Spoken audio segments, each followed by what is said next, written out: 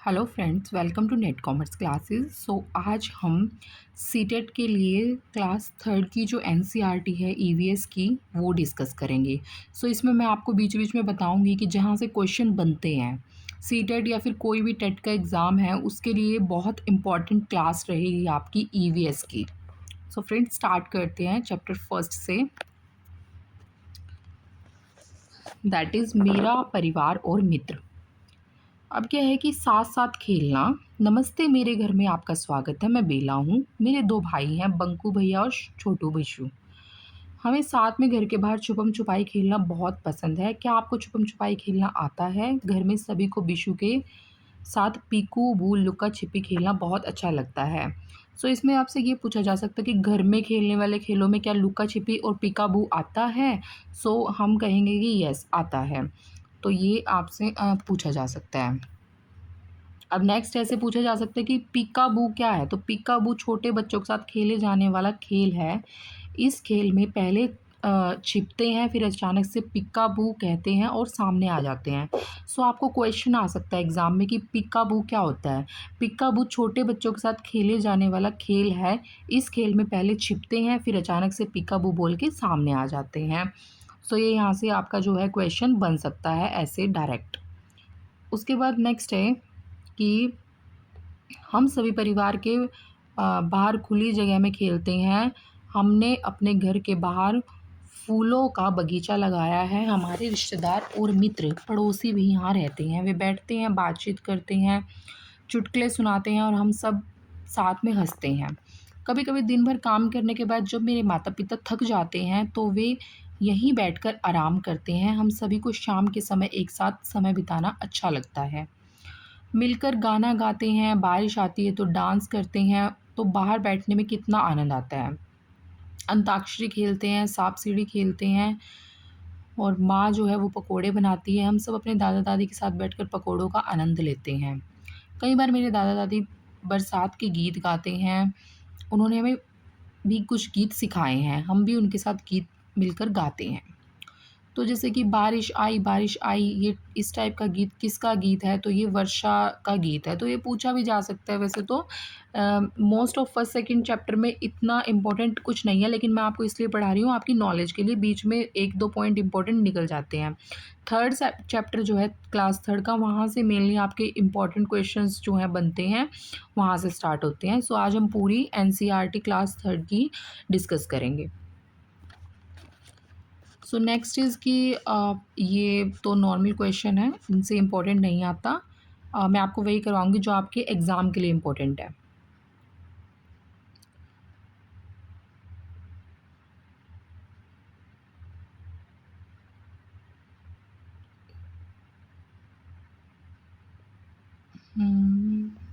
आपके लिए जो भी इम्पोर्टेंट रहेगा वही हम आपके लिए इस वीडियो में डिस्कस करेंगे।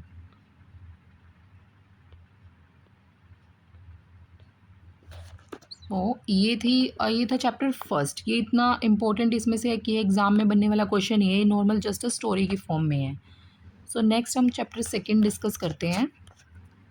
चैप्टर सेकंड में कुछ इम्पोर्टेंट होगा, ये आपके लिए बहुत इम्पोर्टेंट रहेगा। अब सेकंड चैप्टर का नाम है मेले में हम। क्या है कि मेले में जाने की तैयारी। आखिर शहर में मेला लग रहा था। नीता और राधा मेले में जाने की तैयारी कर रहे थे। दोनों में बहुत ही उत्साह था, तो वो उत्साह के साथ मेले में जा रहे थे।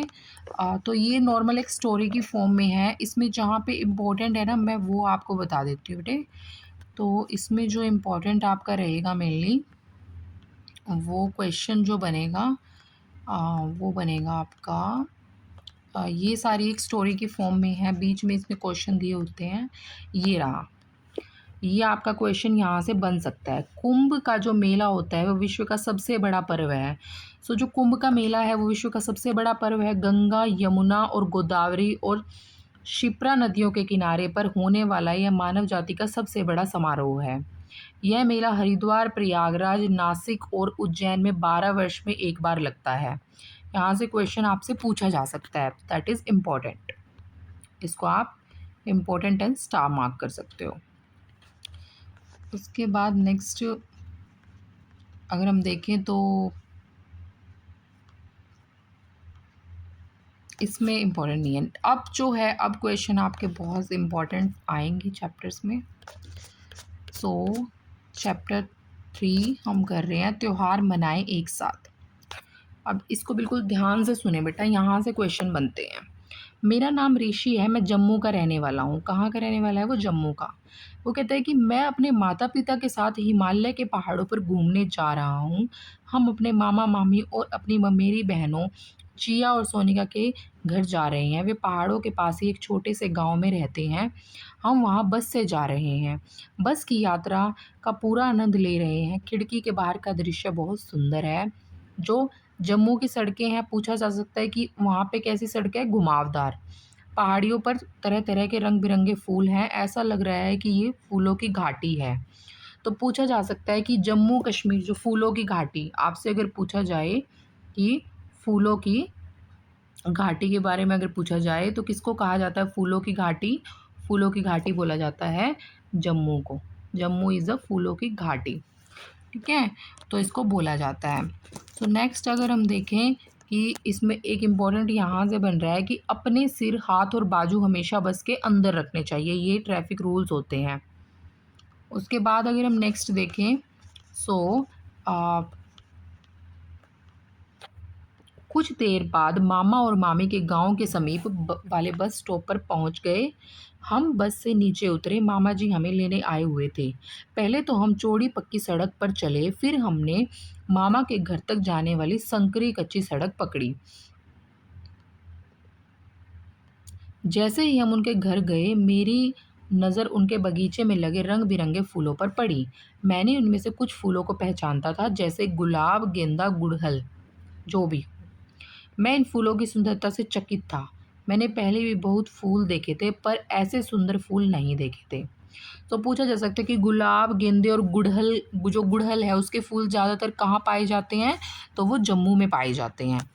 क्या आप मुझे इन फूलों के नाम बता सकते हैं? मैंने नोनिका से पूछा। नोनिका ने एक फूल की ओर संकेत करते हुए कहा कि यह ट्यूलिप का फूल है। इसको, ये जो फूल है ना, इसको ट्यूलिप का फूल बोलते हैं। तो अब पूछा जा सकता है कि मतलब फूल के बारे में आपसे पूछा जा सकता है, तो ट्यूलिप जो है वो एक फूल है। मामा जी ने बच्चों को भोजन करने के लिए घर के भीतर बुलाया। सभी ने चावल खाया। चावल के साथ कश्मीरी व्यंजन खाया। कश्मीरी व्यंजन का क्या नाम था? हाक। एक प्रकार की पत्तेदार सब्जी है। तो पूछा जा सकता है कि हाक कहाँ का व्यंजन है? हाक जो है वो कश्मीरी व्यंजन है और एक प्रकार की पत्तेदार सब्जी है। वास्तव में यह बहुत स्वादिष्ट था। क्या तुम्हें पता है कि इन दिनों हमारे यहाँ ट्यूलिप का त्यौहार होता है? नोनिका ने भोजन करते हुए कहा। तो ट्यूलिप का त्यौहार भी होता है। हमारे यहाँ भी वसंत ऋतु में बहुत से लुभावने रंग फूल खिलते हैं। इन्हें बुरांश फूल कहते हैं। तो बुरांश कैसे होते हैं? लुभावने लाल रंग के फूल होते हैं बुरांश। ये पूछा जा सकता है कि बुरांश कैसा फूल होता है? तो लुभावने लाल रंग का फूल होता है।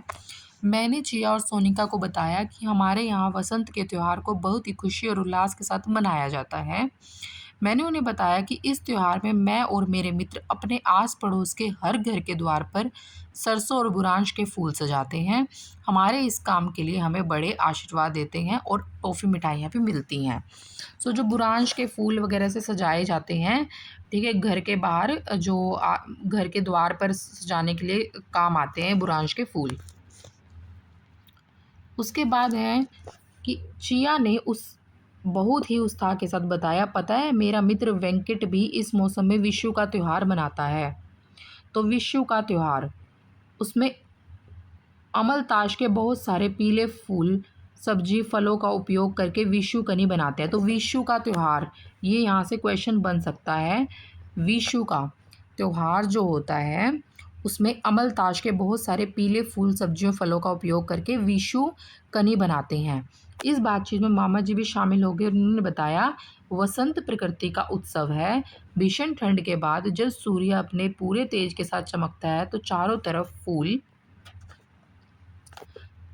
खिल जाते हैं। ठंड में दुबकी हुई घास बढ़ने लगती है और पेड़ों पर नए पत्ते आ जाते हैं।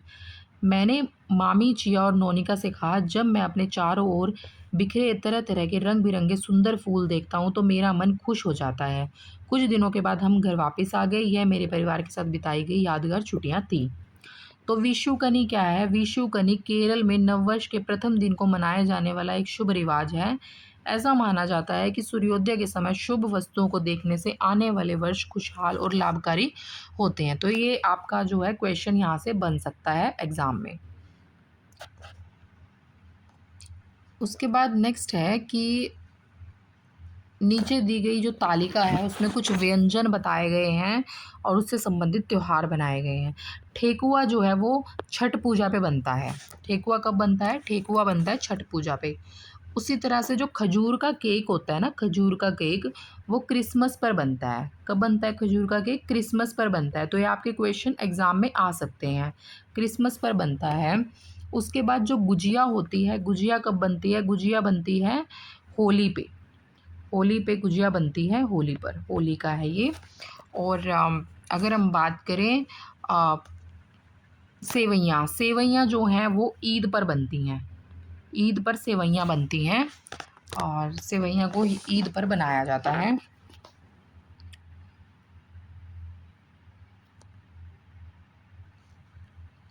इस तरीके से हमारे त्यौहार हैं और इनके नाम हैं। उसके बाद क्या आपको लगता है कि सभी लोग त्योहारों में अलग अलग? ये तो कोई इम्पोर्टेंट नहीं है। आगे हम देखते हैं जैसे ये भी इम्पोर्टेंट है। इम्पोर्टेंट क्वेश्चन अराइज हो सकता है यहाँ से।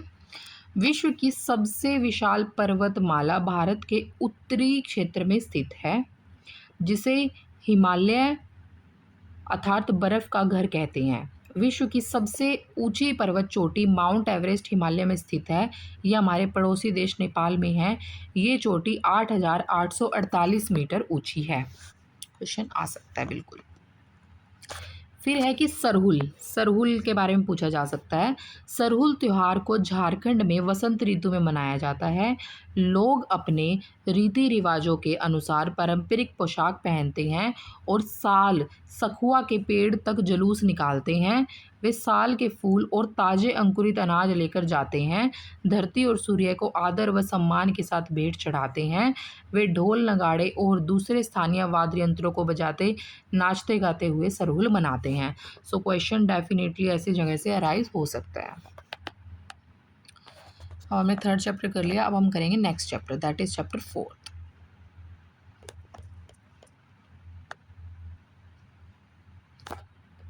चैप्टर 4 में क्या है? कुछ खोज पेड़ पौधों की। तरह तरह के पेड़ पौधे होते हैं। गोपी, सिम्मी और राज प्रतिदिन पैदल स्कूल जाते हैं। रास्ते में वे सुंदर फूल, पहाड़ और जलधाराएं देखते हैं। एक दिन गोपू खुश होते हुए जोर से बोला, यह प्रकृति भी बड़ी ही अनोखी है। यहाँ कितनी ही तरह के पेड़ पौधे, पक्षी और जीव जंतु हैं। कितना अच्छा होता कि ये हमें अपनी कहानियाँ सुनाते। सिम्मी, हाँ पौधे तरह तरह के आकारों और आकृतियों वाले होते हैं। कई पौधे बहुत छोटे बड़े झाड़ीदार होते हैं।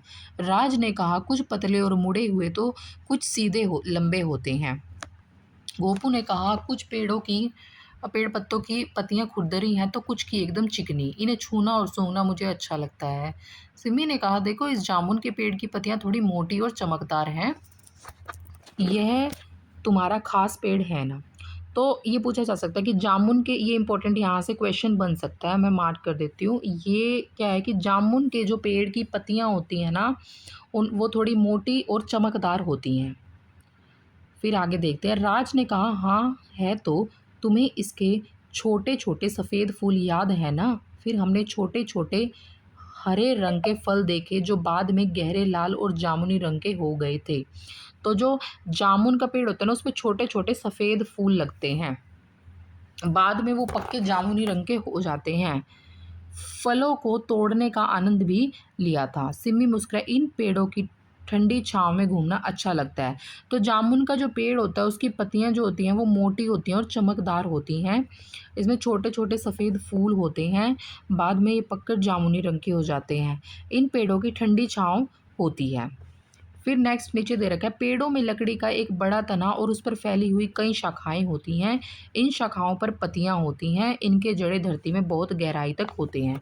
तो ये हमने पढ़ लिया जामुन के पेड़ के रिगार्डिंग। तो यहाँ से क्वेश्चन बन सकता है। उसके बाद है कि पेड़ है, जैसे कि आम का पेड़ है, नारियल का, खेजड़ी का, कटहल का, बरगद का, अमलताश का, पीपल का, चिनार का, ये सब पेड़ हैं। तो अब हम सबसे पहले बढ़ेंगे, कुछ ऐसे पेड़ों के नाम लिखिए जिन्हें आप पहचानते हैं। और है तो झाड़ी, झाड़ी के बारे में पढ़ेंगे। झाड़ी क्या होती है, यहाँ से भी क्वेश्चन आपका बन सकता है। सभी पौधों पेड़ों की तरह बड़े बड़े नहीं होते। इन सुंदर लाल फूलों वाले पौधों को देखो, इनका पेड़ की तरह बड़ा सा तना नहीं है, गोपू ने कहा, बल्कि इसमें भूरे रंग के कई तने होते हैं, राज ने कहा। इन झाड़ीदार दिखने वाले पौधों को झाड़ियाँ कहते हैं। हमारे घर में तुलसी का पौधा भी एक झाड़ी है, सिम्मी ने बताया। तो क्या है कि झाड़ी क्या होती हैं, झाड़ी बड़े बड़े पौधे नहीं होते, इन पे भी सुंदर सुंदर लाल फूल उगते हैं, ब्राउन कलर की होती है, भूरे रंग के कई तने होते हैं, इनको झाड़ी कह देते हैं। और तुलसी का पौधा जो होता है वो भी झाड़ी का ही होता है। तो झाड़ियाँ क्या होती हैं, झाड़ियाँ मध्यम आकार के वो पौधे होते हैं जिनमें कई तने होते हैं। इनकी शाखाएं धरती के पास ही फैली होती हैं। तो यहाँ से क्वेश्चन आपका बन सकता है। उसके बाद नेक्स्ट है कि जो दालें हम खाते हैं, जैसे कि अरहर की दाल, मसूर की दाल, मूंग की दाल, उड़द की दाल, इन सभी में झाड़ियों के ही बीज होते हैं। तो यहाँ से क्वेश्चन बन सकता है कि झाड़ियों के बीज कौन कौन सी दालों में पाए जाते हैं। अरहर की दाल में, मसूर की, मूंग की, उड़द की, इन सभी झाड़ियों के ही बीज होते हैं। तो ये हमने देख लिया। उसके बाद ये कुछ पौधे हैं, जैसे कि गुड़हल का पौधा झाड़ियों वाला होता है, गुलाब का, तुलसी का, मीठा नीम, ये सब। फिर है जड़ी बूटियाँ और घास क्या होते हैं। हमारे घर में टमाटर और पुदीने के पौधे हैं, उनके तने बहुत ही कोमल और हरे हैं, राज ने कहा। मेरी दादी ने मुझे बताया कि जिन पौधों के तने कोमल होते हैं और कभी लकड़ी जैसे सख्त नहीं बनते, उन्हें जड़ी बूटियाँ कहते हैं। तो जड़ी बूटियाँ किन्हें कहते हैं, जिन जैसे कि जिनके सख्त नहीं बनते तने, जिनके तने जो बहुत मतलब सॉफ्ट रहते हैं। सिम्मी ने घास की ओर देखते हुए कहा, इन तरह की घासों को देखो, इनके तने भी हरे और कोमल हैं, इनकी पत्तियां लंबी, पतली और चपटी हैं। तो पता ही लग गया कि जो घास हैं उनके तने भी हरे हैं और कोमल हैं, और इनकी पत्तियां जो हैं वो लंबी और पतली हैं। तो ये क्वेश्चन यहाँ से भी बन सकता है डेफिनेटली। सिम्मी ने सिम्मी, तुम ठीक कह रही हो, क्या तुम्हें पता है किस घास की तरह की जड़ी बूटी होती हैं, गोपू ने पूछा। तो यहाँ से ये आप पढ़ें, इसको, ये इम्पोर्टेंट है। जड़ी बूटियाँ बहुत छोटे पौधे होते हैं, इनके तने बहुत ही मुलायम होते हैं और कभी भी लकड़ी जैसे सख्त नहीं बनते। घास की जड़ी बूटियों का ही प्रकार है। घास के पत्ते पतले और चपटे होते हैं और इनके तने खोखले होते हैं। अपने आसपास अलग अलग तरह की घास देखिए आपने। तो यही है कि जड़ी बूटियाँ पढ़ ली हमने, जड़ी बूटियाँ क्या होती हैं। तो यहाँ से भी डेफिनेटली जो है वो क्वेश्चन बन सकता है। तो ये जड़ी बूटियाँ होती हैं, पुदीना जड़ी बूटियों में आ जाता है, टमाटर जड़ी बूटियों में आ जाता है, धनिया जड़ी बूटियों में आ जाता है, सरसों जड़ी बूटियों में आ जाती है। उसके बाद अगर हम बात करें कि घास जो है, जैसे कि ये जंगली घास है, इस तरीके की होती है, तो ये हो जाती है। उसके बाद है कि चावल, गेहूँ, बाजरा, ज्वार, रागी, ये जैसे अनाज जो आप खाते हैं, बड़ी बड़ी घास के ही बीज होते हैं। धान, गेहूँ, बाजरा, रागी, ज्वार, ये बड़ी बड़ी घास के ही बीज होते हैं। गन्ना और बाँस भी एक तरह की घास ही है। बाँस एक विशेष प्रकार की घास है जो एक वर्ष से अधिक समय तक सूखती नहीं है। जो गन्ना है और जो बाँस है ना, वो भी एक प्रकार की क्या है, घास ही है। और ये एक विशेष प्रकार की घास होती है जो वर्ष से भी एक वर्ष से भी अधिक समय तक सूखती नहीं है। तो यहाँ से भी जो है क्वेश्चन बन सकता है। उसके बाद है कि लताएँ और बेलें। लताएँ और बेलें कहती हैं कि लताएँ और बेलों के बारे में अगर हम देखते हैं तो ये रही लताएँ और बेलें, यहाँ से भी क्वेश्चन बन सकता है। लताएँ और बेलों के तने पतले और लचीले होते हैं। लताएँ अन्य पौधों का सहारा लेकर ऊपर चढ़ती हैं और बढ़ती हैं। बेलें धरती पर ही बढ़ती हैं। कुछ लताएँ जिसे पौधे का सहारा लेकर चढ़ती हैं, उसी से अपना भोजन भी लेती हैं। तो लताएँ कौन कौन सी होती हैं? लताएँ होती हैं जैसे कि मनी प्लांट, चमेली और लौकी, ये लताएँ होती हैं। और बेलें कौन सी होती हैं? बेलें होती हैं तरबूज की बेल, कद्दू की बेल, ये बेलें होती हैं।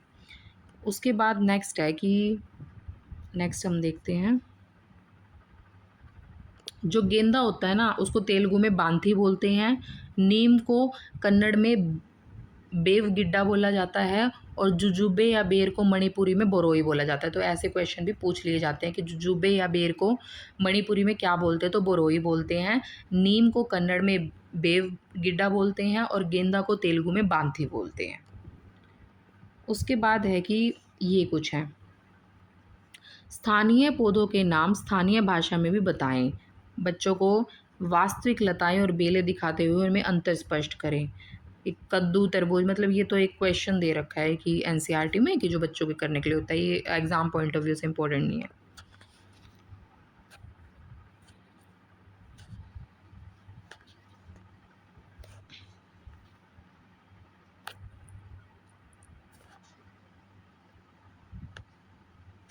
जैसे कि सभी जो पौधे होते हैं उनकी पत्तियां जो होती हैं अलग अलग रंगों, आकृतियों और आकारों की होती है। जैसे पीपल की पत्ती देखो, आम की पत्ती देखो, कमल की देखो, खेजड़ी की देखो, तो इस तरीके से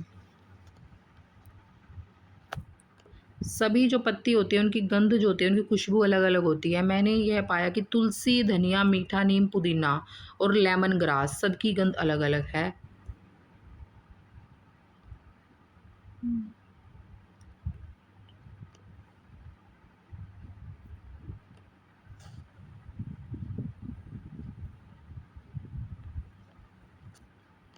अब है कि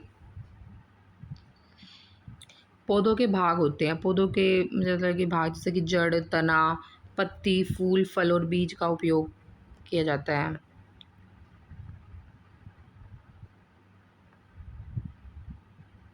अब छाल के बारे में जानेंगे कि छाल क्या होती है। ठीक है, छाल के बारे में हम देखते हैं कि छाल किसे कहते हैं। क्वेश्चन बन जाता है, किसी पेड़ की छाल को ध्यान से देखिए और स्पर्श कीजिए। क्या आपको इस पर कोई जीव, कीट या पौधे दिखाई दिए? एक कागज लेकर उसे छाल पर रखिए और दबाइए। रंग या पेंसिल से इस पर बाएं से दाएं की तरफ बार बार रगड़िए। देखिए इस पर क्या बना। कागज के दूसरी तरफ अपने पेड़ का नाम लिखिए। अब अपने सभी मित्रों को कागज इकट्ठा कीजिए। ये तो एक नॉर्मल है, इसमें से क्वेश्चन नहीं आएगा। अब ये है कि गन्ने के तने से गुड़ बनाया जाता है, यहाँ से क्वेश्चन बन सकता है।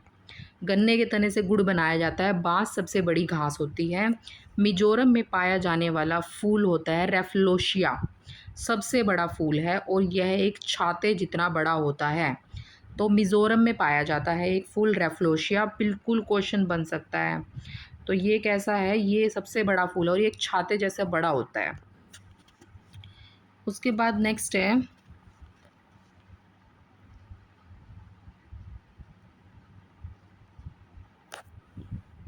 चैप्टर 4 कंप्लीट हो गया। अब हम चैप्टर 5 करेंगे। पेड़ पौधे पशु पक्षी, इन सब के बारे में ही है।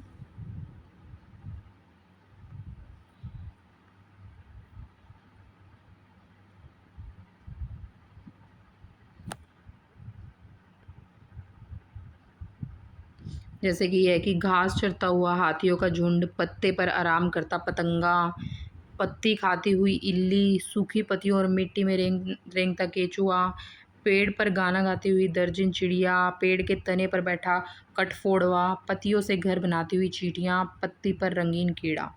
तो इसमें हमें बहुत सारी चीज़ों के बारे में नॉलेज मिलेगी। तो सबसे पहले क्या है कि ये सभी पशु पक्षी पेड़ पौधे आसपास ही क्यों रहना चाहते हैं, हमें इस चैप्टर को पढ़ के पता लगेगा। मिट्टी में जीवन, किसी भी पेड़ के आसपास की मिट्टी पर खड़े हो, यदि संभव हो तो जूते या चप्पल उतारकर खड़े हो सकते हैं। तो उससे हमें उसके बारे में थोड़ा पता लगता है कि वो खुरदरी है, चिकनी है, किस तरीके की है। वो इस तरीके से होता है। और मिट्टी जो होती है वो पृथ्वी की सतह की सबसे ऊपरी परत है। यह उन चट्टानों से बनी है जो बहुत धीरे धीरे छोटे छोटे टुकड़ों में टूटती हैं। इसमें पेड़ पौधों की सूखी पत्ती, जड़ें, तने और मृत जानवर, कीट आदि भी होते हैं। मिट्टी में तो ये सारी चीज़ें पाई जाती हैं। उसके बाद नेक्स्ट है कि मिट्टी अपने भीतर रहने वाले बहुत से जीव जंतुओं के साथ जीती जागती है। इसमें कुछ आप आंखों से देख सकते हैं और कुछ इतने छोटे होते हैं कि आप उनको नहीं देख सकते। मिट्टी की ऊपरी परत पर घास, पत्तियां और अपने कई प्रकार के कीट घूमते हुए देखे होंगे, जैसे कि चींटियां, दीमक, छोटे कॉकरोच, टिड्डी, ये सारी चीज़ें। वर्षा के समय जब मिट्टी गीली होती है तब आपको और भी बहुत से कीट देखने को मिलेंगे। केचुए, कान खजूरे। तो पूछा जा सकता है कि वर्षा के समय कौन से गीली मिट्टी में आते हैं, तो केचुए और कान खजूरे आते हैं।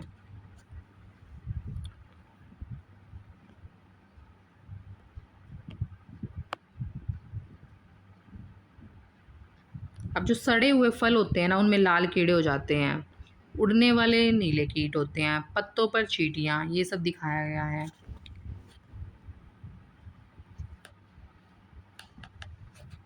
अब है कि पशु पक्षी और कीट अपने भोजन, आवास और आराम के लिए पेड़ों के अलग अलग भागों को उपयोग करते हैं। यहाँ से क्वेश्चन इंपॉर्टेंट इसका बन सकता है। तो ये है कि ऊंट और बकरियां पौधों के पत्ते खाते हैं। ऊंट और बकरियां क्या खाते हैं? पौधों के पत्ते खाते हैं।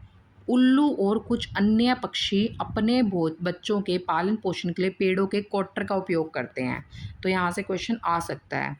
उसके बाद नेक्स्ट है कि जो गिलहरी होती है ना, गिलहरियाँ और कोए पेड़ पौधों के तिनकों से अपना घर बनाते हैं और इनमें अपने बच्चों का पालन पोषण करते हैं। बंदर पेड़ पौधों के फलों को खाना पसंद करते हैं। सनबर्ड और तितलियां फूलों का रस चूसती हैं। दर्जन चिड़ियां पेड़ों के पत्तों से सीलकर अपना घोंसला बनाती हैं। चमगादड़ और तेंदुआ पेड़ों की शाखाओं पर आराम करते हैं और अपना आवास बनाते हैं। इल्ली भोजन के लिए पेड़ पौधों की पत्तियां चबाती है।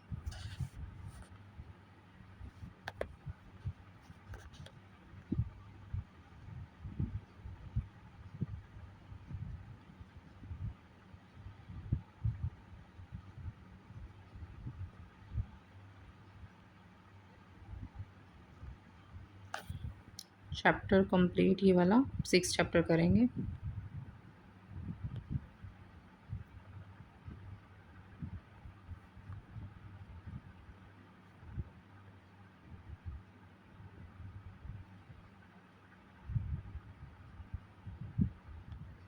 यहाँ से देखो, जैसे क्वेश्चन बनता है कि हमें दवाइयाँ, वस्त्रों के लिए रेशे और घर बनाने की लकड़ियाँ कहाँ से मिलती हैं? पेड़ पौधों से ही मिलती हैं।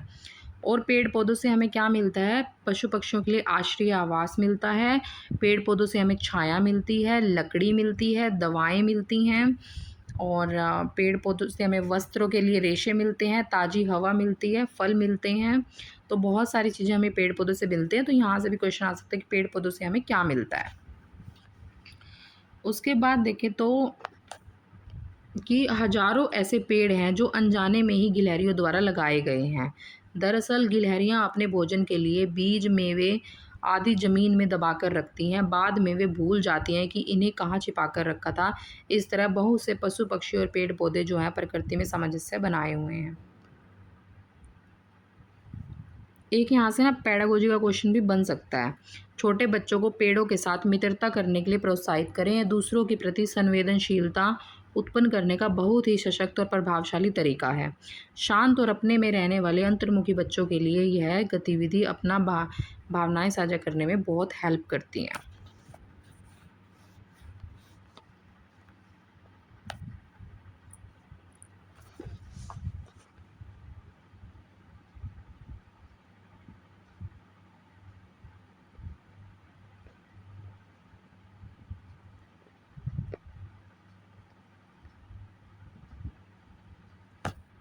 अब एक ये कहानी पढ़ते हैं, इसमें से हमें क्वेश्चन में हेल्प मिलेगी।